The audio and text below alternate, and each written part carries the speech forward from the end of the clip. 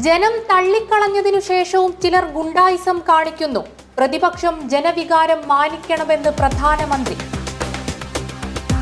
മറുനാടന് നൽകിയ പിന്തുണ നിർവ്യാജം ഖേദം പ്രകടിപ്പിച്ച് രമ്യ ഹരിദാസ്. ചേലക്കരയിലെ തോൽവിയിൽ ദുഃഖം. കാട് മാറ്റിക്കളിക്കുമ്പോൾ അതെങ്ങനെ ബാധിക്കുന്നുവെന്ന് CPM ചിന്തിക്കുന്നില്ലെന്ന് PK കുഞ്ഞാലിക്കുട്ടി. ഉറുഗ്വേയിൽ പ്രസിഡന്റ് തെരഞ്ഞെടുപ്പിൽ ഇടതു സ്ഥാനാർത്ഥിക്ക് ജയം. US-ലുടനീളം ശൈത്യകാല കൊടുങ്കാറ്റുകൾക്ക് സാധ്യതയെന്ന് കാലാവസ്ഥാ പ്രവചനം.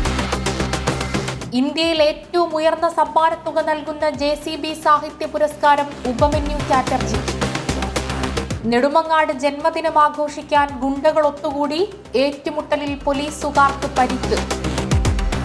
സ്വർണ്ണവിലയിൽ ഇടിവ്, ഒറ്റയടിക്ക് കുറഞ്ഞത് 800 രൂപ.